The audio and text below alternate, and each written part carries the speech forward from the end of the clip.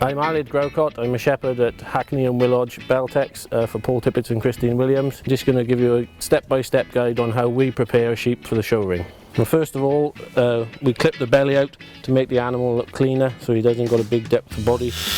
When we clip out the belly, got to be very careful because underneath this animal are some of his most important parts. Keep the skin tight. Then I take out the tail.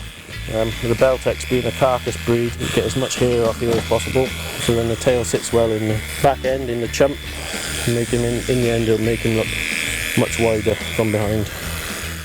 So we take the wool from around his cheeks and under his jaw, just to smarten up his head and give him just that little bit more edge when you look at him and sharpness on his character.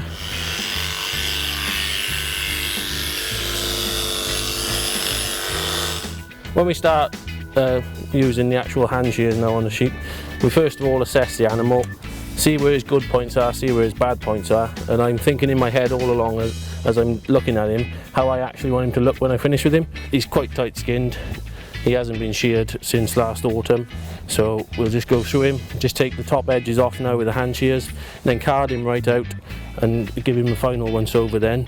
There really is no set pattern to trimming an animal. Lots of people start in different places and really you can never tell anyone how they should start and stop. Obviously it's all about how you get the finish. So when we check the depth of wool then we get into, obviously as you go up the animal some could have a big dip in behind the shoulder, so you'd take wool off there, leave as much wool in here so you can fill him out, so you've got to gauge it all as you're going along really. Now we just move along to his side. Again with this breed you want them to be as balanced as you can possibly get them, and then we get that bottom line coming in. Come along to the front there and get down in under his shoulder and take this wool right up here to clean up under his forearm. Then we come around to his breast and take all this front wool off to enhance his width in his front end and make him look more powerful in a lineup. And just blend around his shoulder then and make him look balanced through his forequarter. This is just a quick rough map out of getting rid of this wool, excess wool that we don't need. When you're getting in this matted wool and you won't need to cut that, it's really important to have a sharp shears. If you had some other types of shears, they just separate there and you'd be forever doing this. Now we're going to just dampen the wool all throughout, and then we'll start raking him out with the brushes and carding him up so we can give him that final trim over. So it's important now when we card the animal and we're looking to get the finish on the wool at the end, that each and every one of these individual fibres, and you see the wrinkles all the way down to the skin, are separated. So I use a flat metal carder to get in and break the wool up. See when you really get in and pull that wool out, just break up them fibres, nice long strands. It's just more fluffy at the moment, so we'll just take another cut down before we get into do our final card. This is all still pretty rough at the minute. Cut this down very tight on his leg to make him look full of muscle and meat here. Get him wet again and card him through again. Now we're using a different type of brush. This is a wool carder, so it's a different action. So we go in and we pull the wool out with this and just take this next layer down. We can see now he is starting to take shape.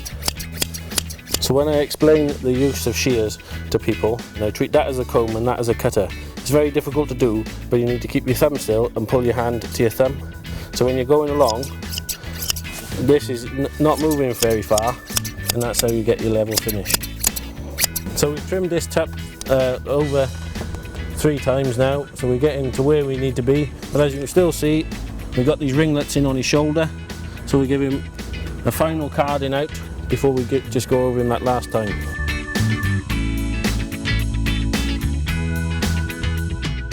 Now I'm going to move on to the back end. Again, we'll just start by taking off all these rough edges.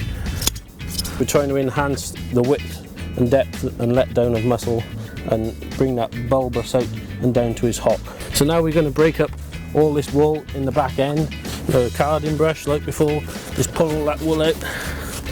What I like to normally do is just start in at the top, and instead of following the animal around, I go straight out instead of following the contours of the body, because that's where you'll just start making him getting in narrow there. As you take the different angle down that way, it should help you maintain the width through his body. So as you can see now, we've shaped this. We've got that depth in at the hop, build that width out here, and just blended it all around into the body. Try and do the same now on the other side and match it up.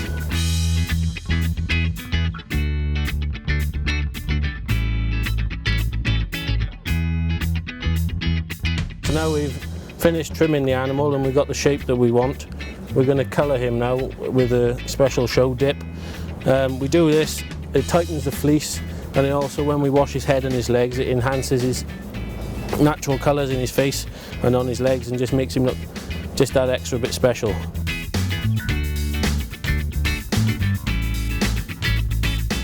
So just a quick overview of what we've done.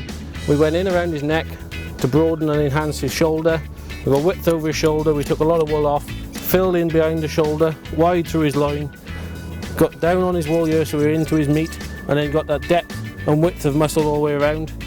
We washed off his legs and sprayed him with white spray just to hide the stains, washed his belly, washed his head, and overall then when we let him go, he'd just look at a bright, sharp animal. Before a show we'd be wanting to do this every day for a week really, and keep on top of their body, so you'll be shaping everything and never cutting in where you shouldn't be, just taking a little bit off every time. Little and often is key. So now that's the preparations done, and this sheep is now ready for the show room.